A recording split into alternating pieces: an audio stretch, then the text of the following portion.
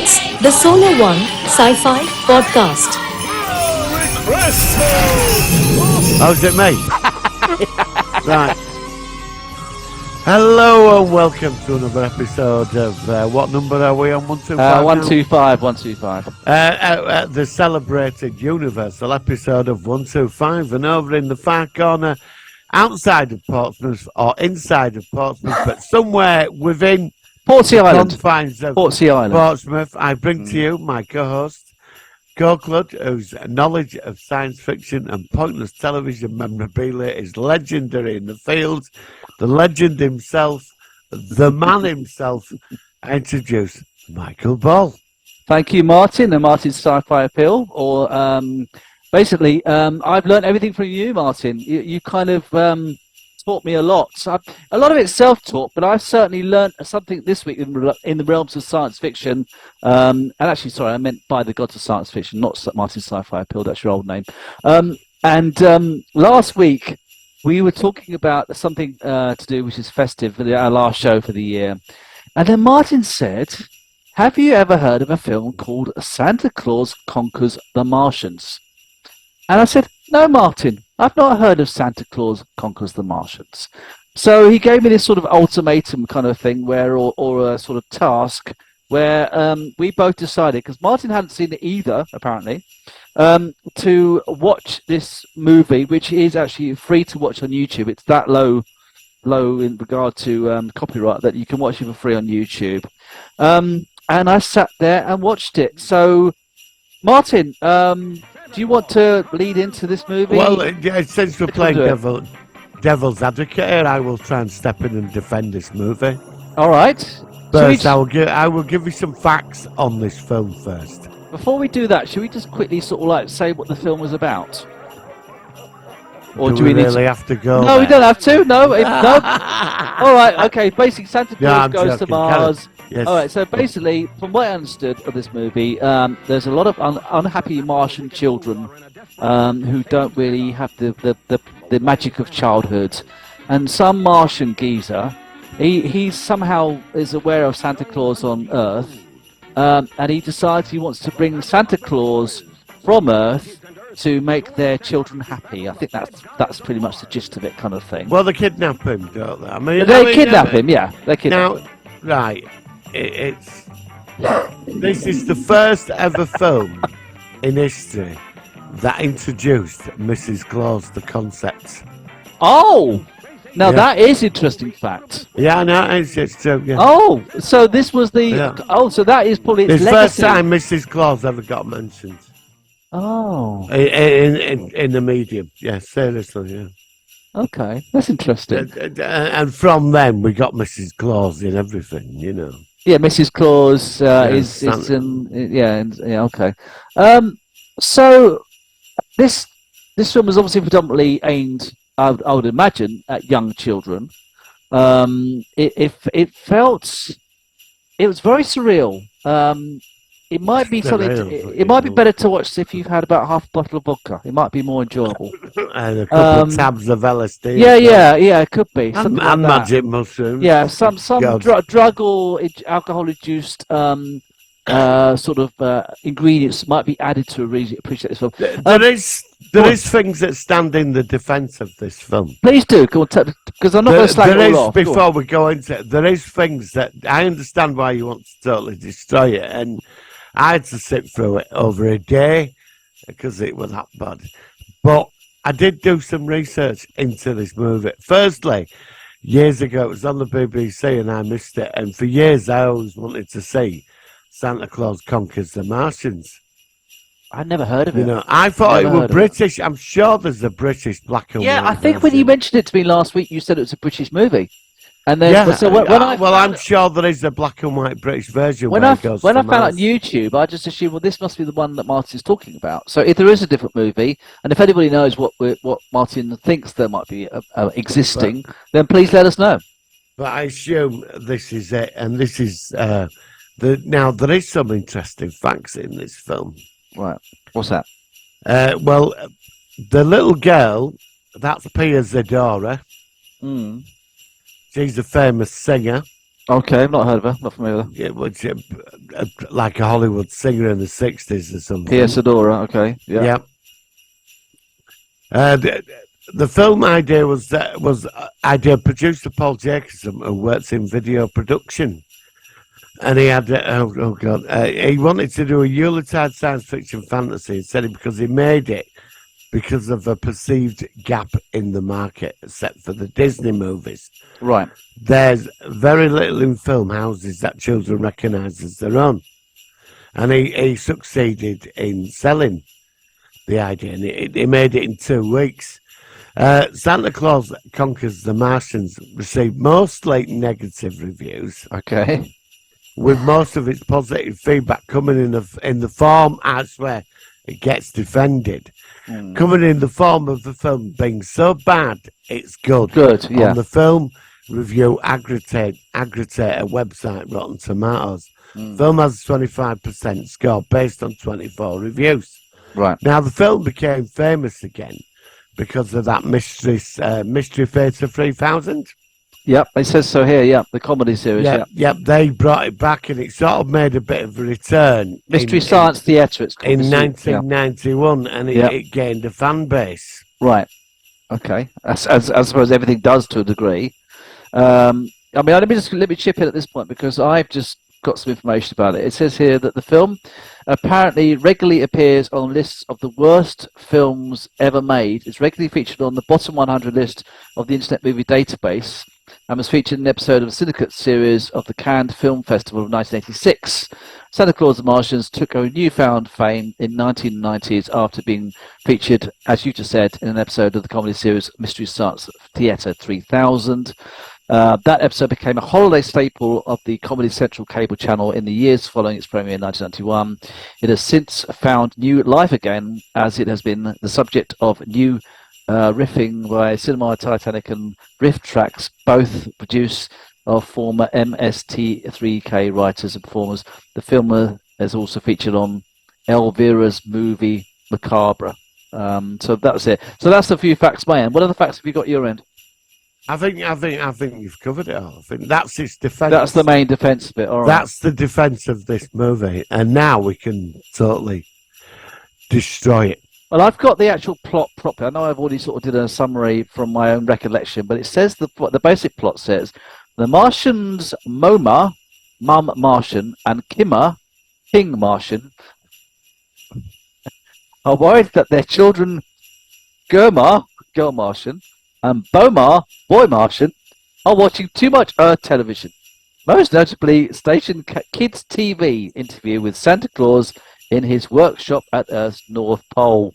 Consulting the ancient 800-year-old Martian sage Chochum, a Yiddish Hebrew word meaning a sage, through pronounced differently from the film's version, they are advised that the children of Mars are growing distracted due to society's overly rigid structure.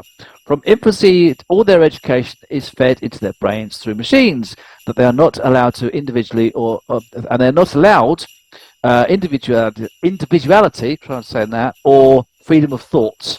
Chochum notes that he has seen this coming for centuries and says that the only way to help children is to allow them freedom to be allowed to have fun. To do this, Mars needs a Santa Claus figure, like on Earth. Leaving Chochum's cave, the Martians' leaders decide to abduct Santa Claus from Earth and bring him to Mars.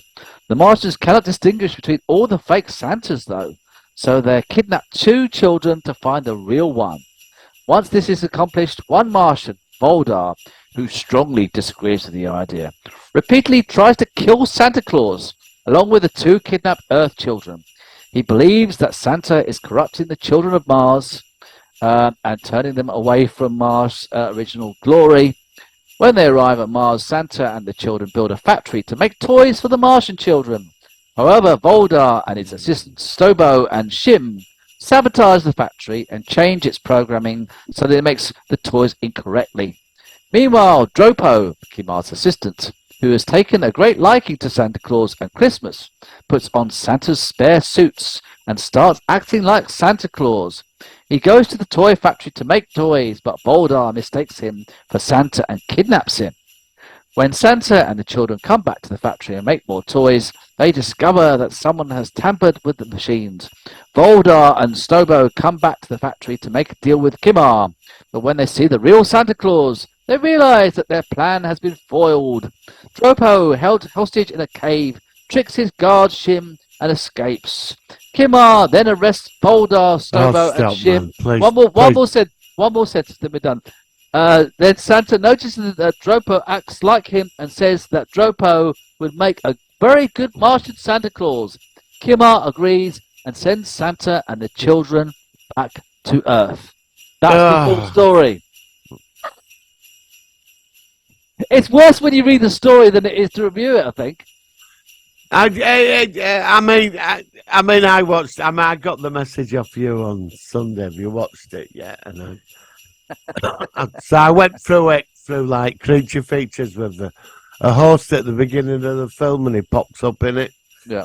And so I thought at least I'll get to enjoy it that way. And God, it took me a day to get through it. Yeah. I mean, there were moments when I was in stitches. I mean, there is some fucking ridiculous scenes in it.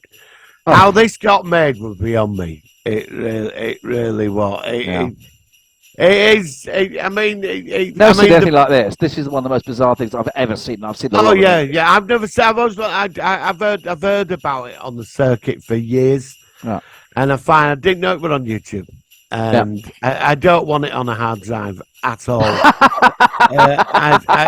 No, I'm not adding this to my film collection. I'm telling you that now. Santa Claus Goes to Mars. It needs to stay buried, as far as I'm concerned. I mean, when you saw the Martian with the fucking pipe sticking out of the head and the spandex and the evil one. Maybe that was how they thought about creating the Borg on Star Trek Next Generation with the pipes and stuff sticking out. There is some reference to the Borg there, I thought. For some reason. Yeah. And kids are all acting weird because they're watching so much Earth TV. Earth TV, yeah. And what? Because they're all a bit fucking up their own asses and a bit boring. I mean, they did have Wi-Fi though, didn't they? They had Wi-Fi. Yes, they did have Wi-Fi. That's it. You see. So from this movie, it invented Wi-Fi and Mrs. Santa Claus. Yeah. I mean, this film. I mean, it created the concepts of Mrs. Claus. So I mean, that's its one astounding quality. I mean, I gave up with that TV presenter interviewing the dwarves.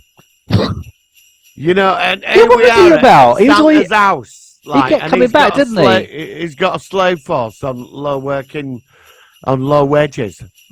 Yeah, making them work 20 hours a day. Toys. Now, I mean, question is, I once said to my parents, well, if he's giving toys out for nothing, why are you going to the shop buying them? And I got told to shut up.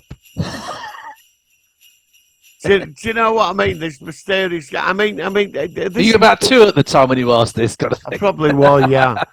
But this film, it was absolutely fucking stupid. Yeah, it was ridiculous. Look, I'm up for watching shite, and yeah, me too. You know, I enjoy a lot of shite, but this. I don't know what to make of this thing. I mean, the scene that did my head in, they were on fucking spaceship going to Earth, and they were looking through telescope things, and they go, "We found Santa," but I found him. Oh, that's right. There's all people, all dressed up, which is the real Santa. Oh, it's pathetic. Oh my God. So, the land somewhere in, I don't know, somewhere in back outside America, don't they? Yeah, that's it. Yeah, near a swamp. Yes, they find the 2 kids. They find those 2 kids there. They find 2 kids in a swamp. Now this ain't suspicious, right? God. Kid says, "Well, there's only one Santa Claus. He lives in North Pole." So they kidnap the kids to find the real Santa. Yeah, and then we get a conspiracy going on with Boldar, who wants to take over government and just, I don't know, just be evil, and absolutely useless at being evil. And they go to Santa's house and freeze everybody. They want even a special effects for it, man. They want even a special I think I was looking effects. away with it. I think I looked away at that bit. So was he just like go like that? Yeah, they're all thrilled like that, Mrs. Claus, and they take him So they take him and 2 kids off to this other planet Mars. And Santa Claus, and then you've got the Daft Martian, Dippo, whatever he's called, Bobo, or whatever. Dippo. And he's like right happy, and he's not like, well, he's like the one that's slightly malfunctioned, isn't he? He's not like oppressed like the rest of them. And they take Santa Claus to Mars. And on the spaceship, there's that scene that really, I mean, I did start laughing when Boldar shoved him in the airlock.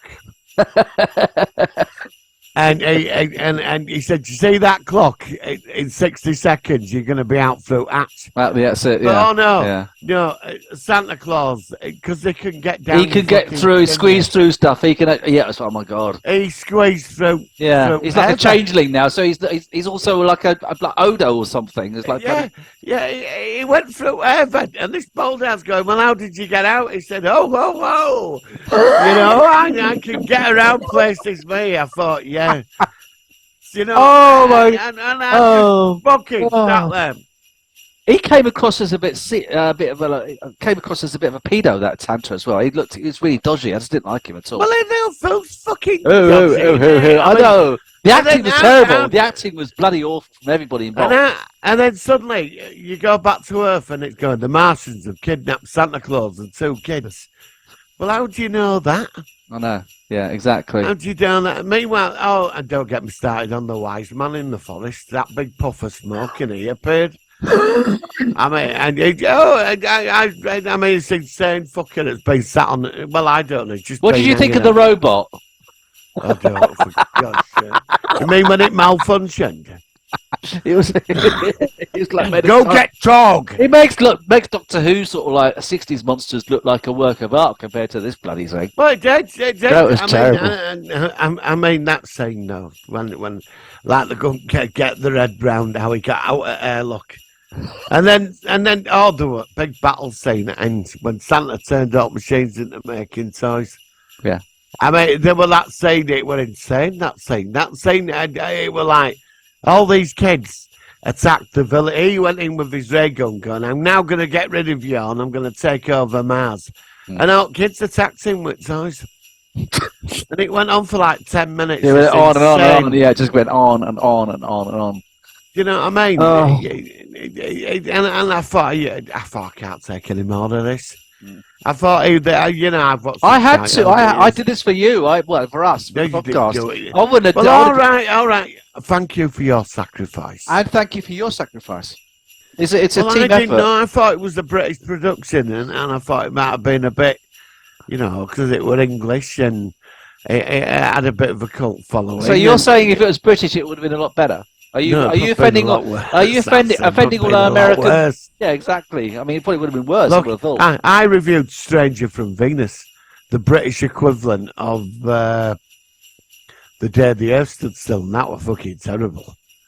And of course, they even got the female actress from the original movie to be in the other one. Oh, okay, I've not seen that one. And it's on YouTube. It's terrible. The guy turns up 1952 in a tracksuit. What about the Nightmare Man? We saw recently. We reviewed that recently. That was terrible. The Nightmare Man. What happened in that? Well, remember we saw it. Exactly. It was that weird thing that we reviewed, isn't it, a few weeks ago before we had our break. The Nightmare Man. The Nightmare Man. You know what happened in it? Well, I don't know. It was that weird thing where it was that. Oh, you know what I'm talking about. Do you not remember the Nightmare Man? No. Are you serious? I think my mind might have shut down to protect my sanity. Oh, all right, okay. You know what I mean? Yeah. What happened? Give me a quick recap. It was this weird Scottish island or something. There was this. That. And it was a Soviet, sort of like that thing. Yeah. Oh, God. Yeah, I've been thinking about fucking deleting that. Actually. What, off your channel? No, well, oh God, that was terrible. That one. I mean, was Santa Claus Conquer the Martians worse than that? I don't know. I mean, I think they're on a similar par. I think they're on the similar. I don't know which is. I think that probably. I don't know. Santa Claus is probably worse than the Nightmare Man. I'm fed up of watching stuff as potential, and then it just sinks. I mean, I personally thought Santa Claus from Mars had some. I thought it was like a comedy, No, You but know, it wasn't a comedy on purpose. It was that bad. It was unintentional comedy. did you laugh? Yes. Yeah, And I I did. cringed, and I was Yeah, just, cringe. Yeah. and I was just thinking, I thought, this is ever going to end, kind of thing. Well, the actors in it, they were all stage actors. Well, they didn't act like it. They acted like they just got pulled them off the street or something. Well, From like apparently, he said it thing. They were pulled off a stage show, which stopped for 2 weeks, right, yeah. and playing Oliver and all this like real hardcore. I didn't go to that stuff. bloody stage show. I would have asked for money back. What with that quality of acting? It was shit. They couldn't act their way out of a paper bag. It was terrible. Everything about it. The production value, the music, the Oh, don't get me started on the fucking music. Wow, the music. There wasn't even any Christmas bloody music in it. And there was some cheesy song, la la la. I can't remember how it went now, but it was just. I mean, my God. See, I thought he'd go to Mars to rescue the kids on his reindeers. No, yeah, he had to get there by a spaceship, didn't he? He got there by the Martian spaceship. Didn't even have the. Where was Rudolph? Where were the reindeers? On strike outside. Fed up. They've had enough. Yeah, no. Can you name all the reindeers? Rudolph was someone I know. I don't know. Do you know them then? You sound like you know all the names. You asked me a question. I know Rudolph the red-nosed reindeer. And is it Randy and Redmond? Isn't it Randy and Vixen or something? Randy Vixen. Sounds like a porn star. It does, Randy Vixen, doesn't it? Come down to Santa's Lodge, X-rated. Hey, Randy Vixen. Santa goes Mars, you know. Santa goes to Mars and brings sex to him for Christmas, you know. Starring Randolph Vixen, Randy Vixen. Randy Vixen. We just I bet if you Google that, I bet there is somebody out there called Randy Vixen. If I know, I'm not going to Google it, but it probably is somebody called Randy Vixen. Have you ever noticed when you've watched certain like stuff from '70s and the credits at the beginning? Some of these actors have these strange names. These really cheesy. Yeah. There was one I watched called Hunt Block. Seriously, Hunt Block. They've got these names like that. It's like Hunt Block.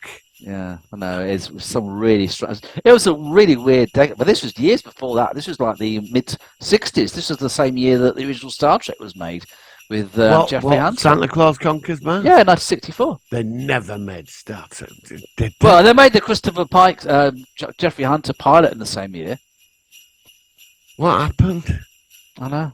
Well, I mean, somebody gave that. I mean, there is a story here because somebody financed this fucking film. I know. They had to get the money from somewhere, and somebody put up the money. What, all 50p of it, or 50 cents of it, whatever it was? Quid. I mean, I got to a quid.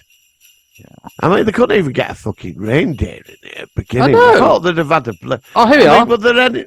I've got some information about the production. Okay, I've got all the information here. Okay. So the film was the idea of producer Paul Jacobson, who worked in video production and wanted to move into features. He hired writer Glenneth Merritt to develop the idea and Nicholas Webster to direct and made the film through his own J-Law Productions.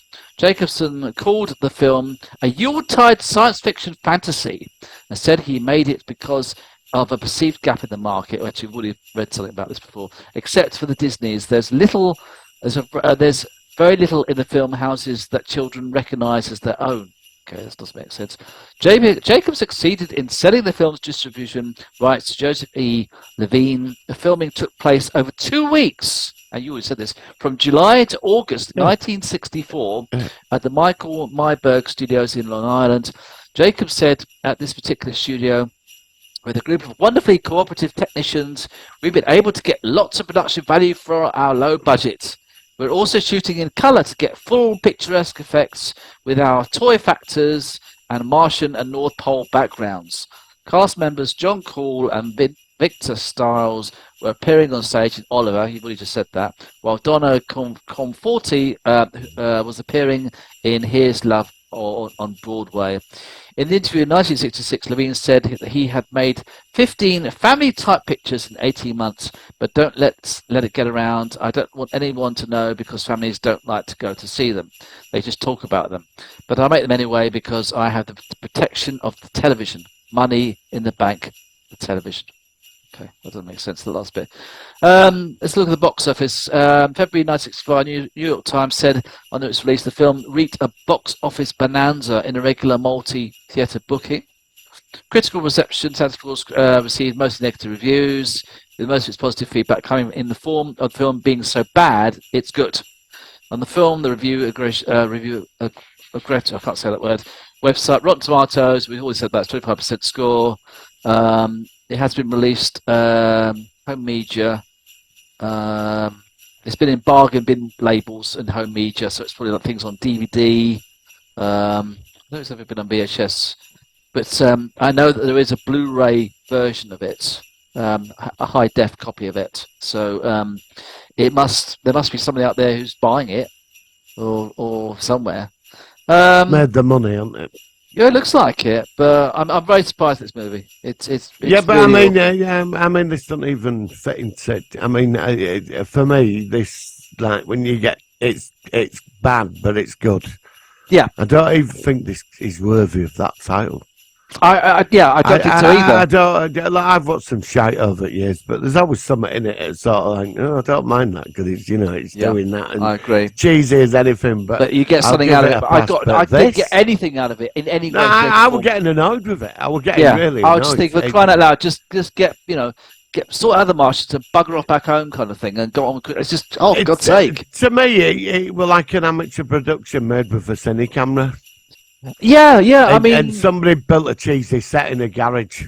And not like, because YouTube, a lot of people on YouTube can do some really good stuff for nothing. Like the fan films, like the Star Trek films. I mean, some of those are really professional, and obviously they vary. But this, of course, was a different time in its defense. It wasn't made in 2022. It was made in 1964, so it's a very different world. But I didn't even have there were no Christmas music. There was no redeeming feature. There was nothing about this at all. It was just some old duffer in a Santa suit going to Mars.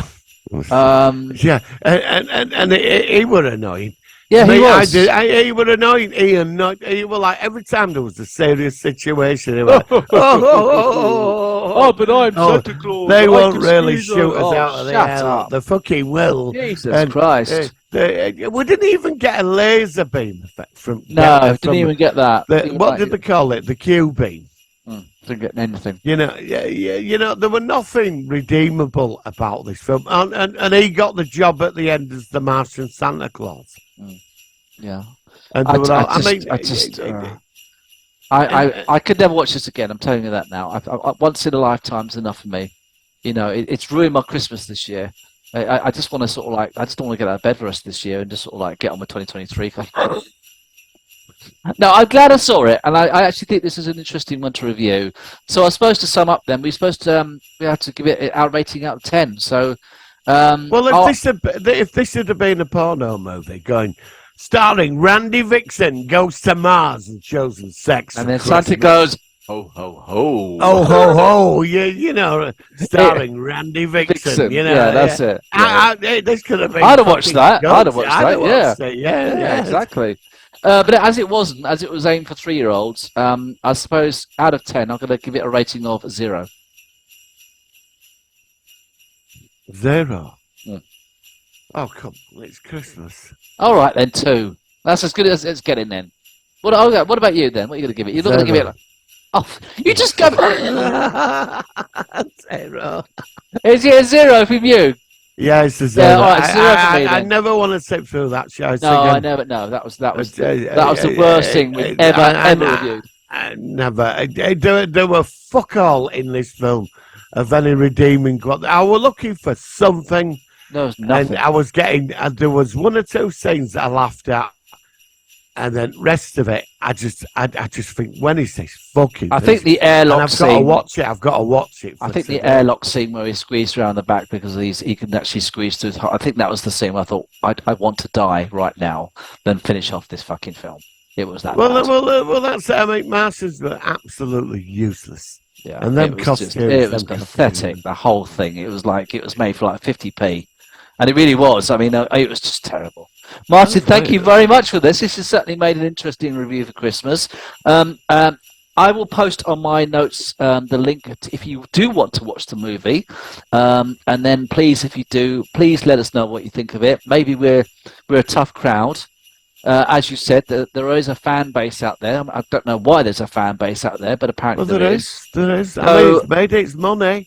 yeah, I mean, and it's still remembered. it's getting released on bloody Blu-ray. I mean, And get your head it's around that remembered one. 60 years later, and it's still prominent. And we're talking about it 60 years after this drivel was made in 2 weeks in some shed somewhere in America where it was. So, Martin, thank you very much for that. That was a good one. What I'm going to do now, I'm going to fade off the Zoom thing, and then we'll sort of like finish off sort of talking about a few things. So we'll be right back. Right, so we're back. All right, so yeah, so that's pretty much it for that movie. Certainly interesting. So sort of like we were just saying that we haven't really got much in the way of news this week. Most things are going quiet. I might be going to see the new Avatar movie. I know that Martin's not that bothered about it. Yeah, I've heard reviews that good for it. I've heard mixed views. That some of the reviews I've heard are actually quite good. Apparently, it's 3 hours long. Apparently, the last hour is when it really kicks into gear, but it's a long film, and that's fair enough. I mean, I was going to say to you actually, before we go, always some ideas about what we can review when we come back, so I could do the graphics over Christmas. I thought of a number of films we could do. We could do, if you don't want to do Avatar the original, we could do Life, which I just saw yesterday again, which I think is quite a good movie. No, we've done Life. We haven't done it.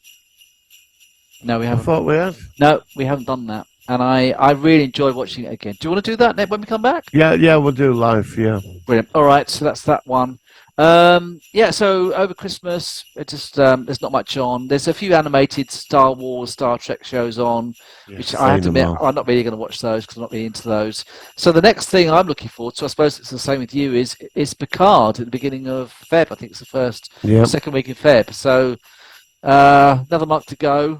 How about you? Do anything nice over Christmas? Just doing the usual things? I'm out and about. That's it, really. Out and about. Can't get anywhere because it strikes, So so I'm stuck here this year. So stuck here. So just get on with it. Yeah. I'm gonna start watching Doom Patrol.